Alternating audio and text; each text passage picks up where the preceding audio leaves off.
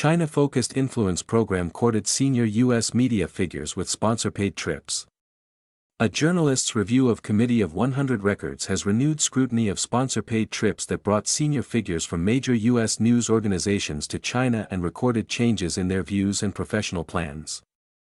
In response to questions from the Epoch Times, C100 confirmed that it covered travel costs, selected the participants, set their itineraries, and chose whom they met. The organization rejected journalist and media host Natalie Winters' description of the trips as pay-for-play, saying no coverage was exchanged for the travel and participants retained editorial independence. Winters published her review on Substack on July 28, characterizing the multi-year journalist delegation program as a propaganda pipeline. Her report drew attention to documents posted on C100's website. A 2012 trip report on the website marked internal use placed the cost of a 9-day delegation for 5 journalists at approximately $60,000. The report said the program sought to improve perceptions of China and encourage participants to share their experiences with professional peers. The 5 journalists represented the New York Times, The Atlantic, the Financial Times, Foreign Affairs, and WNYC. A page about the delegation on the C100 website says they traveled through Beijing, Shanghai, and Hangzhou from November 25 through December 3, 2012.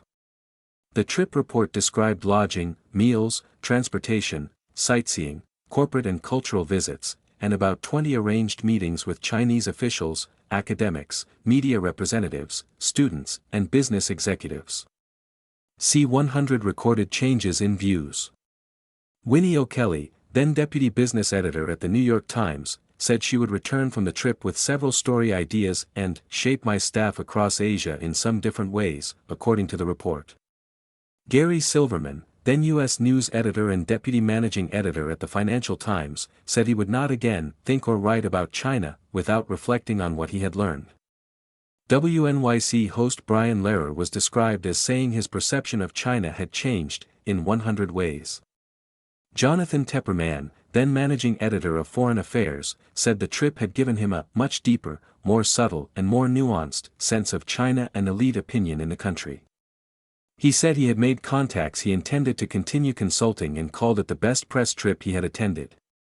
Clive Crook, then senior editor at The Atlantic, said the visit reinforced his view of China as a huge and fascinating story, and told organizers to keep it up.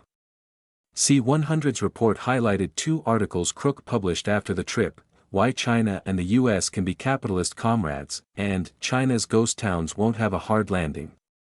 C100's delegation page links to those articles, another Crook article, 3 Lehrer broadcasts, and a Silverman column. The page says the visit gave participants information and perspectives for their later reporting.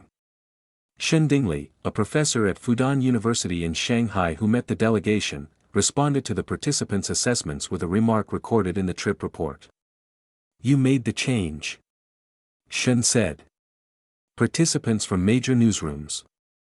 C100 began its journalist delegation program in 2007 and told the Epoch Times that it continued through 2014. Over that period, C100 records identify participants from the New York Times, The Washington Post, NPR, PBS, Politico, Time, Newsweek, The Atlantic, The Financial Times, Foreign Affairs, WNYC, The New Yorker, USA Today, and other outlets. A C100 account of a gathering of 2011 and 2012 delegates described the program as an opportunity for American thought leaders to witness China's development and challenges and meet officials, experts, journalists, businesspeople, artists, and students. The 2012 trip report said the program sought to improve perceptions of China and expected participants to share their experiences with professional peers. In a December 2012 message, then C100 Executive Director Angie Tong wrote that the journalist and civic leader delegations were shaping the U.S.-China dialogue on the front lines.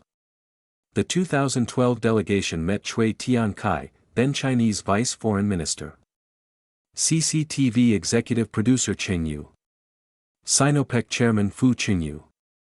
Shanghai Financial Official Fang Xinghai. And academics, corporate leaders, students, and local journalists. C-100 also held discussions with Chinese officials during the same period.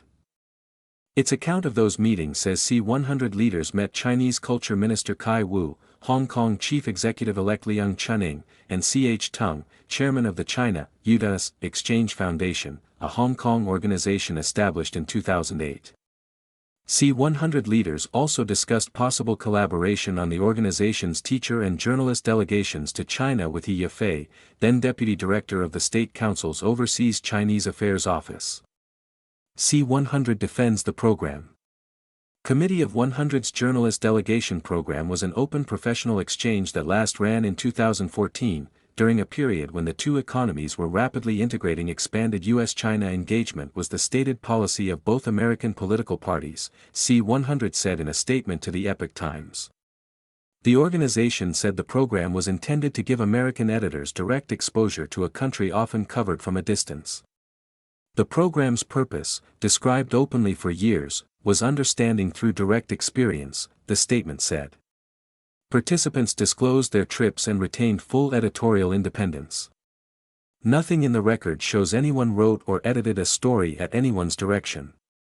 C-100 also confirmed that it independently selected the participants, set their itineraries, chose whom they met, and covered travel costs. The organization did not respond to follow-up questions asking whether the claimed disclosures were made to employers, audiences, or both. Requesting examples of those disclosures. And asking whether participants and their employers received advance materials describing the program's aim of improving perceptions of China. Newsrooms asked about approval, disclosure. The New York Times, The Atlantic, The Financial Times, Foreign Affairs, and WNYC were asked by the Epoch Times whether they approved the 2012 travel, whether they paid or reimbursed any expenses, and what sponsor travel and disclosure policies applied at the time. They were also asked whether C-100 sponsorship was disclosed to readers or listeners in work connected to the trip. O'Kelly, Silverman, Lehrer, Tepperman, and Crook were separately asked to verify the statements attributed to them and explain whether the trip affected any reporting, editing, staffing, sourcing, or broadcasting decision. None of the participants or news organizations responded by publication time. Arranged access, restricted reporting. C-100's program emerged during an era when engagement with Beijing was mainstream U.S. policy. Chinese authorities, however, had long treated exchanges, hospitality, and managed access as tools for shaping foreign perceptions, a practice that continues even as U.S. policy toward Beijing has hardened.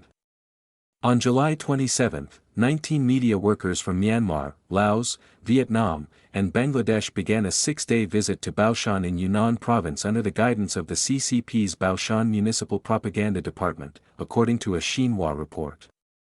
The itinerary directed participants toward coffee production, historic towns, traditional crafts, cultural heritage, agriculture, tourism, and local development projects. 5 days earlier, a Baoshan government account said authorities in Tingchong had trained more than 300 elementary school guides and university volunteers as local narrators tasked with carrying CCP theories and approved local accounts into communities and households. Foreign correspondents trying to report outside official programs described a different experience in the Foreign Correspondents Club of China's 2025 Media Freedom Report, titled The New Abnormal. The survey found that 94% of respondents said reporting conditions in China did not usually, or almost never, meet international standards. Some 64% reported interference, harassment, or obstruction while reporting, while 77% said sources had declined or cancelled interviews or required permission before speaking to foreign media. Most respondents to the FCCC survey declined to be identified because they feared retaliation against themselves or their news organizations. One unnamed European journalist said a Chinese embassy invited the reporter on a government-organized trip to Xinjiang. After returning, the journalist was summoned by the Chinese Foreign Ministry and warned that subsequent reporting would be monitored to ensure it was unbiased. Another unnamed European journalist said police surrounded a reporting team investigating detention sites and prisons in Xinjiang, examined its cameras and phones, copied footage, and deleted material. The FCCC said government-organized tours were occasionally offered in Tibet, but journalists who joined them reported having no opportunity to work independently. No surveyed correspondent received permission to enter the Tibet Autonomous Region independently in 2025. The survey also found that 40% of respondents said their Chinese colleagues had faced pressure, harassment, or intimidation from officials or while assisting with field reporting. C100 said the journalists on its delegations disclosed their trips, but it did not provide examples or specify whether readers and listeners were told who financed the travel. The 5 news organizations represented on the 2012 delegation did not answer questions about their approval, reimbursement, or disclosure policies by publication time.